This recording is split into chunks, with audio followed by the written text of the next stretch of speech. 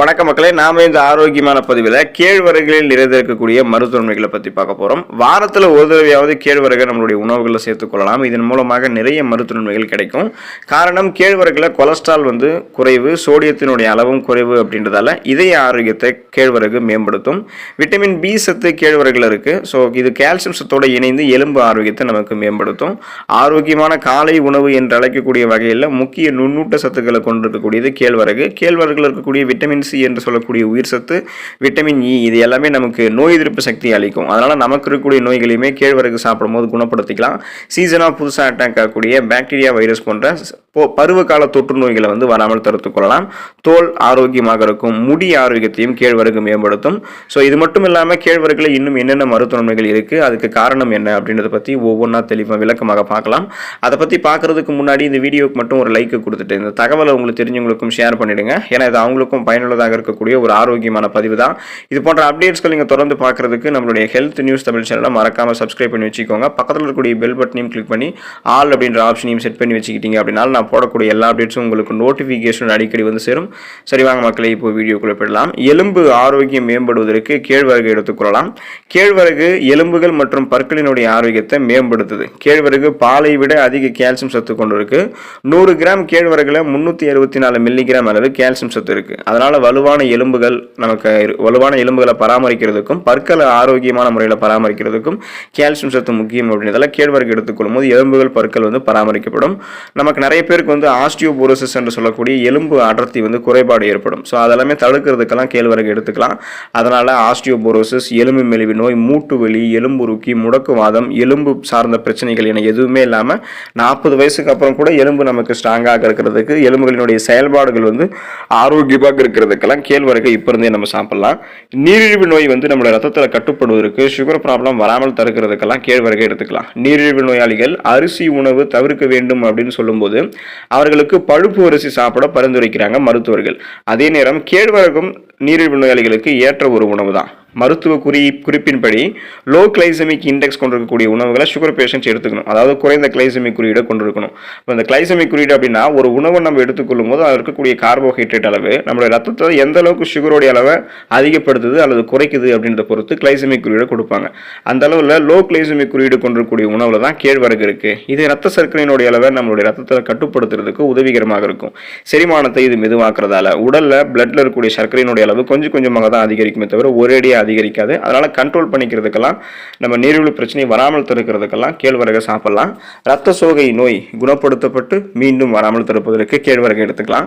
கேழ்வரகு இரும்பு சத்து நிறைந்திருக்கக்கூடிய ஒரு உணவு. இது அனிமியா என்று சொல்லக்கூடிய ரத்த சோகை நோயால் பாதிக்கப்பட்டவர்களுக்கு ஒரு தீர்வாக கிடைக்கிறது. அதாவது ஹீமோகுளோபின் லெவல் குறைஞ்சிருக்கும் பொழுது நமக்கு தலைவலி ஏற்படும், உடல் சோர்வு ஏற்படும், மயக்கம் ஏற்படும், குமட்டல் போன்ற உணர்வெல்லாம் ஏற்படலாம். அது அரிதிலும் அரிதாக இந்த அறிகுறிகள் உங்களுக்கு இருக்கும் ரத்தத்தில் இரும்பு சத்து குறைபாடு உங்களுக்கு இருக்குன்றது அர்த்தம். ஸோ கேழ்வரகுல இரும்பு சத்து இருக்கு. நீங்கள் கேழ்வரகு தொடர்ந்து உங்களுடைய உணவுகளை சேர்த்துட்டு வரும்பொழுது இரும்பு சத்து உங்களுக்கு கிடைக்க ஆரம்பிக்கும். அப்போ ரத்த புரதமான ஹீமோகுளோபினும் உங்களுக்கு லெவலாக இருக்கும்.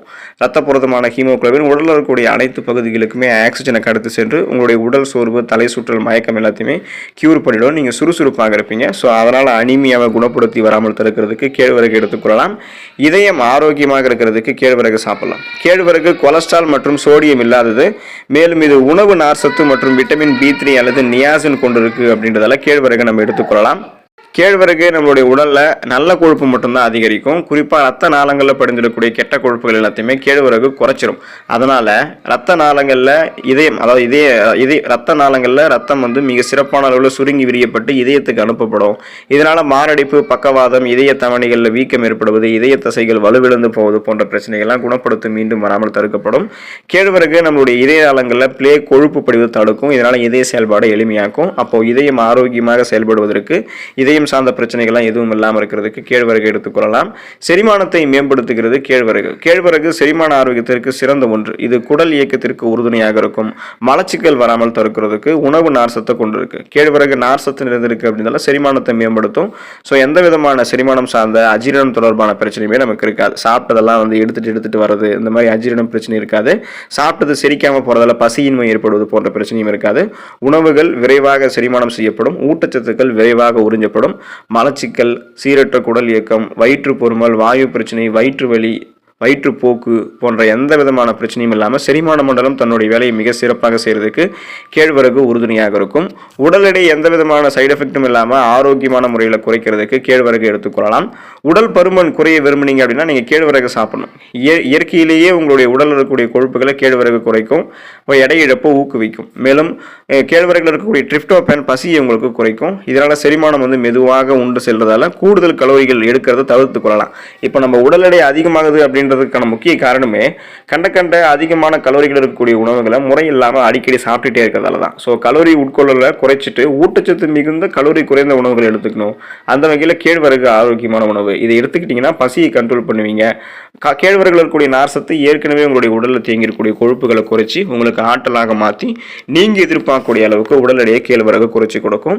சருமத்திற்கு நன்மை செய்யும் கேழ்வரகு சரும ஆரோக்கியத்தையும் பொலிவையும் பராமரிக்கிறதுல கேழ்வரகு முக்கிய பங்கு வகிக்குது. கேழ்வரகுல முக்கிய அமினோ அமிலங்கள்லாம் இருக்கிறதால ஊட்டச்சத்துக்களை அதிகமாக கேழ்வரகு கொண்டிருக்கு. கேழ்வரகுல இருக்கக்கூடிய மெத்தியோனைன் மற்றும் லைசின் இதெல்லாமே அமினோ அமிலங்கள் சருமத்தை சுருக்கம் இல்லாமல் வைத்திருக்கிறதுக்கும் தொய்வு ஏற்படாமல் பாதுகாக்கிறதுக்கும் உதவிகரமாக இருக்கும்.